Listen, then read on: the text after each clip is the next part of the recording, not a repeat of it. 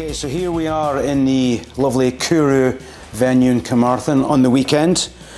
Feels only appropriate we begin with a proper rock and roll game with the band Morn. Let's begin with Indageen. now that I know what the rules are, please what the rules are. Explain the rules. Good shout. So the rules are you have to count to 11 in Welsh, and you each say a number, and if you don't, and you can't say the same number at the same time. So if you do, then you have to start. If you do, then everybody dies. And the winner gets as many Fred Perry shirts as they can carry. Okay, on your marks, get set, go. In. Die. Tree. Pedwell. Bip.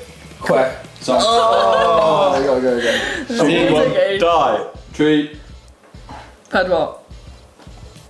Bip. Quack. Sorry. Oi. Now. Deg. Indageen. Yeah. Bravo. Thank you. One, so we all get free. You're all winners. No, there's no losers in this interview. Thank you very much, Morn, for being here today. Thanks for having us. Would you mind, first of all, for the sake of the viewers, for the camera, introducing yourselves, please, and tell us who you are and what you do in the band? I'm Noah. I play drums. I'm Ollie. I do guitar and I sing sometimes. Shout mostly. I'm May. I play the bass and I sing sometimes as well. And I'm Rob, and I play guitar and sing as well. So as well as being those musicians and having those roles in the bands, judging by your very cool songwriting credits, you all contribute. That is Reba, Rider, Rider, which tells us, one, that you're two pairs of siblings, but two, that it is a democracy when it comes to songwriting. So we began the band with a lot of songs that Rob had wrote predominantly or I'd wrote predominantly. And then recently, and especially with our latest single, we all just got very involved together, and then a bit more of a team effort. Definitely. Nice. But still, it was still kind of some old riffs that you'd written as well, and then you kind of, a lot of the time it'd be some ideas that one of us has had that we bring to the four of us, and then we kind of all rip it apart and put it all back together and build it up together, and that's what happened, especially with the single, Modern Man. Okay. We'll come to your first single in a minute, but can I ask you, May, to do the heavy lifting on behalf of these lazy guys and tell us the history of your band, please? It kind of started, with Rob's songs that he had written, 2 years ago, I think, maybe now. We did our first rehearsal, but it was literally just for in our heads we were just thinking, we're going to learn Rob's songs and then play at a party, at our friend's party in his barn. We didn't have a name or anything. We were just going to see how it goes. I think there wasn't really any expectations. And then we learned some of Rob's songs and Ollie's songs. And we were like, wait, this sounds really good. And then I guess we just kept rehearsing. Me and Noah live on a farm, so we have a music room where we could rehearse. As loud as we want. Yeah, as loud as we want, no neighbours. And so we just rehearsed there all summer, and then got our first gig in Cardiff, really last minute. It was a band dropped out in the Moon, and then we were we happened to be rehearsing at the time. We got a message from our friend Ash, and he was like, do you want to play? And we left within 45 minutes, I think, to play our first gig. Yeah. Okay, Ollie, tell me give us more of a scene at this first gig at the Moon in Cardiff. Gig. First of all, what kind of venue is that? The Moon, it closed and reopened, and now it's slightly more R&B focused. But at the time, it was the sort of one of the places in Cardiff where bands would get their first opportunity to play to a crowd, and we were so lucky. Ash, the guy who helped us book the gig, hadn't even heard anything that we'd made. We just met him at Green Man Festival a few years before, and he was just there's headliners dropped out, do you want to play? And we showed up, had no idea what we were doing. Rob and May were not 18, so they had to leave at 10:30. And Yeah, there were like 5-10 people in the audience, but like the sound guy really liked it, and the people that booked us really liked it, and then they started having us on for more gigs. Me and Noah went out that night. Yeah. It was good fun. Ended up in a very random sort of student accommodation in Cardiff, which neither of us have any part in being there, so it was good vibes. It was a good gig. Noah, as the man at the back, the drummer, what was your view of this venue on this evening? I feel like we were all kind of terrified, but also madly excited as well, because we'd been rehearsing for a while before the first gig. It was like we kind of just been messing around all summer, and then that gig was probably in like, it was in November, so it was probably like 18 months ago from now. And then I remember literally, like, I think Ash called us while we were rehearsing, and then it was like, we've just got to go for it and do it. And like, we just slammed everything in the van and like raced down. And like, we all had no idea what we were doing setting up, because it was like first proper gig in a proper venue. And it's just ended up being so much fun. And then I had to call in sick. Yeah, and Rob had to call in sick from like his like freshly new job that he had. Had to call in with a stomach bug or something like that. Can you remember how much you got paid for that gig? Probably, did we get paid? 30 quid? I think it was like 30 or 50 quid. So that wouldn't even cover your That petrol was great. money. I think it did just about cover petrol. Yeah, it would have covered petrol. coming from But I think we probably would have, actually no, I don't think we would have spent it in the same night. I don't know. think. I mean, I don't think we were even expecting to be paid, really. Like, to be honest, the opportunity was enough for us to be just like, we couldn't have another care in the world, really. The fact that we were going, and especially because we're not from Cardiff as well, like Monmouth, there where we're all from, there's not really any, like, you know, there's no venues, and we did play a gig in a pub there, and then shortly after that pub closed down. I wasn't sure whether that was those two mean something together, but like, yeah, so that was in like that September, and then in November to go and play in Cardiff, like in a city, it felt like just the biggest moment ever. Like, even though, you know, it was a pretty small crowd, it was still, we loved it, and it was really fun. Yeah. Forgive my ignorance, how far is Cardiff from Monmouth? It's about 40 minute drive. Yeah, 40 minute 45 drive. Okay. Yeah. But growing up in Monmouth, there wasn't much of a live music infrastructure that you could either aspire to or even be inspired by. Well, there used to be, not entirely related to us, but there used to be jazz in this one pub, but that's about as far as it would go, and then just pub bands in the pub playing Fleetwood Mac. And Rockfield Studios, especially from me and Ollie, it's a 5-minute drive away. So it's like, it's pretty cool that there is a musical history there, but there's not really anything going on, which is a shame. And we're lucky we had like a really lovely music department in our school that we all went to as well. But yeah, I mean, we kind of had our eyes opened up to live music by going to Green Man when we were younger, about 5 years ago. That was a really big moment for all of us in live music in general. Yeah. Over to Noah there. Tell us about that trip to Green Man. Yeah, it was the first year after COVID as well. So it was like, I feel like we'd all been cooped up for quite a while. I think everyone had been, really. And then it was like the first year back of like live music and stuff like that. And it was like I think it was all of our first proper festival experience. And we all camped in the same tent together.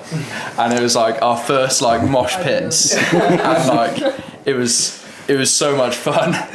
And it was like loads of our favourite bands were playing as well, that we were all massively influenced still by, I think. But I feel like going to a lot of those kind of gigs and sets was like, oh my God, that is like, I felt definitely that's what I want to go and do. Ollie, he mentioned influences there, bands who influenced you. Would you mind running down your influences, whether your own and if you can speak for the other guys as well? There's no wrong answers, remember. Yeah, I think like the people that made us want to like pick up our guitars. Wow, I mean, like we'd all been playing music for most of our lives in one way or another, but I think the people that wanted us to like made us want to pick up and play the guitar was like the sort of like 2018 to like 2022 sort of windmill scene. and just like seeing bands that made like wacky and strange music and also just like experimented with song form were like, it was just very exciting, and I think made it kind of easier for us to write as soon as we sort of saw what they could come up with, because we didn't have to follow lots of like rules. We could just sort of put loads of breaks in. So I'd say like bands like Shame and Black Midi had a big influence on us, but also like other bands like Sonic Youth, I think.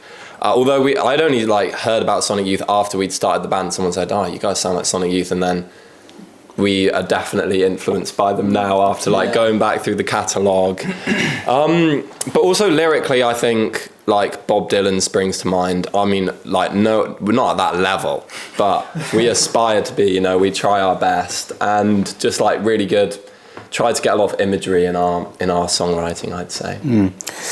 Rob, your brother mentioned the windmill. For the viewers who may not be fully aware of what that is, can you explain to us what the windmill is, where it is, how it's important, even at the distance it was from where you guys grew up? Yeah, well, so the windmill is in Brixton in London, and we kind of, well, before that Green Man and after that Green Man in 2021, we were kind of watching it from afar, and these bands like Black Country New Road and Black Midi and things were just kind of coming out of there, and there were these videos on YouTube that we'd watch together, and we'd be like, what the hell, this is crazy. And it was just, and then now we've moved to London recently. Ollie's been there for a bit longer, but now playing there now, there's just such an incredible like community, and it's just an incredible venue to play, and an incredible venue in general. Like the sound is always amazing, the crowd's always great, and just the people are just all so lovely. Yeah, it's really great community, I would say. Yeah. It's like a proper little community, and everyone's super supportive, and it's it's really nice. I feel very lucky that we could say we're a part of it a little bit now. Do you know what I mean? I remember playing there. We played our first London. I think it was our first London gig since we'd all moved to London, in the Windmill, and it was like so surreal. Like watching so many videos on YouTube of all these bands, and then actually playing on. It's like, you know, it's a small venue, but like still playing on that small venue stage where they'd all played was pretty special. But really fun as well. Can I ask you, mate, when the band was getting together and you were thinking about what you wanted to do in a band, was playing live in whatever kind of venue, but necessarily small venues when you start, was that of prime importance to the band's founding principles, if that doesn't sound too grand? Yeah, I think like I can't really like, I guess, yeah, we started off playing in Cardiff, and I think at that time I didn't even know like where I was going to go to uni, so like London was always like, it would be great, but whether it would actually happen, like we weren't sure. But yeah, I guess in like Cardiff, like playing live, Sorry, I'm like completely lost like that. Yeah, I think like it was a massive deal for us when we got to like play Club Evil Bar, which is like just an amazing like small. It's like on Womanby Street, like just one of the bigger venues on that street. But it was like a big deal for us, and we always, you know, we were always like predominantly a live band. We've had like 2 studio sessions in our life. Yeah, time as a band. Our main focus was always our live set and the songs as well. So yeah, like playing this, like it's always, we've got a small venue in mind, you know, like something that's under. Sometimes, well, I mean, a lot of the time we all also like to dream big and imagine the sort of, we want to try and like sound really big for a venue, sonically, because I think we just love the feeling of being in a sweaty room full of people, and just like it sounds like way too loud for being in that small room. And it's just such an amazing energy, and going to see bands at small venues like this is just an absolute pleasure and an honour. Yeah. Even on a quiet weekend afternoon in this fantastic venue, you can feel the energy in the walls, can't you? 100%. Have you seen any bands in here? We played in here. You played in here? Yeah. Right, Rob. Paint a picture for us, Rob, of that evening. Well, yeah, we have our name. There's so many names of all the bands that have played here. Every band that they get to play in this, in Kuru, they all write their names in this big old proper pen. And we wrote our name on the door over there. And May also has her name from a solo project gig that she just did on Friday. Yeah. But so it's just it's lovely. There's all people from kind of all walks of life, all ages, all types of people who come into Kuru. Even though it's a small town in West Wales, you just see all kinds of people, and they all just love all the music. And so here, I mean, it did get pretty sweaty for us. And but it's a lovely venue to play, nice and small stage. We're all like trying not to hit each other as we like violently move around on stage, especially, well, maybe that's mainly you guys dodging me. But it's just a great feeling, and everyone loves the music and are so open to kind of all genres of music here. There's just so many different things going on here. I'm looking at it here. What are we talking? Is it a 50 capacity, maybe? I think it's a 100 cap. 100? Is it? Oh no, 80. 80. Okay. Maybe. 80 sweaty people. 80 sweaty people, yeah. But it is also more than a venue. It's a hub. There's obviously a great record shop upstairs, a studio upstairs. That's brilliant that a small town like Carmarthen has that focus where bands like yourselves, and even bands further back than you, can congregate, pick up records, look at records, play and record live. I mean, there's not many small towns, even medium towns, can boast that. Yeah, I mean, it's people who live, near here in West Wales, Southwest Wales, are so lucky to have it, and really, it shouldn't be taken for granted, because it is just an incredible space. I mean, I would have killed for a place like this in Monmouth. So there is a supportive network in Wales then, Ollie? Well, it feels like there's for young people, it's like there's such a welcoming group of people, but there's this invisible hand which seems to be like shutting things down and making it harder for bands coming in and starting out. And I think what there needs to be protection for a lot of music venues that are around, and hopefully the reopening of old iconic ones. But also, these venues can't exist if there's no one going to see them, and if there's no one there to play them. Rob, when you look back at Wales, when you're back here now, obviously, but how healthy or otherwise would you say the grassroots live music scene is in Wales? Well, I'd say that it's great, but it's spaced out. It's very spaced out, and where we had our first gig in the Moon, which we mentioned, that was an incredibly important place for all of South Wales. And all of the Welsh music, and I would say as well. I mean, even bands from North Wales, I'm sure their first gigs in Cardiff were in the Moon, most likely, and that place was just so pivotal for all bands, making all kinds of music.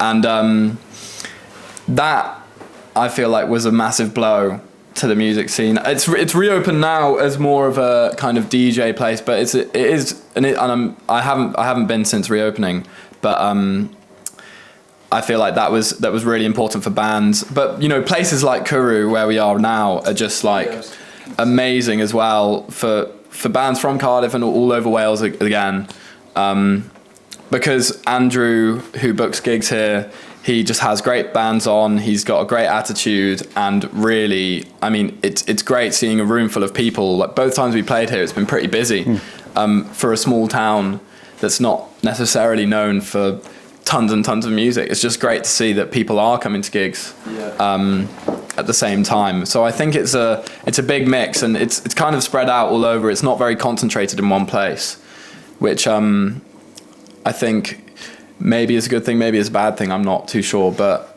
we're very honoured to have been able to start gigging in Wales, because it was just a great it was a great place to start, I think, and it's so much fun when we come back and play a gig in Wales, because the crowds are kind of different, and it's just it's always a lovely experience. I feel like people are more willing to come up to you and like, you know, say, oh, I loved that, you know, it's not really my thing, but God, that was awesome. You know, like something like that. We get a lot of comments like that in Wales, and we really appreciate it, and all the support we get from Welsh promoters, projects, and things like that. It's just awesome. The one thing I was going to say as well was, obviously, it's a massive shame that the Moon closed, but I feel like it's like, because the grassroots community in Cardiff and South Wales is still pretty strong, it's given other small venues a bit more of it's made them more popular, and like this like place as well is still fairly new opening, and it's definitely got more popular probably since the Moon's closed. And same with a lot of other venues in Cardiff, like Paradise Gardens and like different venues, has given them a bit more of a chance to kind of grow a little bit, and Canopy and stuff like that. But obviously it's still a massive shame that like the Moon was like a renowned, infamous small grassroots venue in Cardiff. But I would say it's also given, because I feel like at the moment the kind of whole community around the grassroots venue in South Wales is still really strong. It's given other places like a good kind of, you know, potential to grow. Shout out to Cura, one of the best venues in the UK. There we go. Sure. Morn, thank you. You rock. Thank you so much. Thanks so much for having us.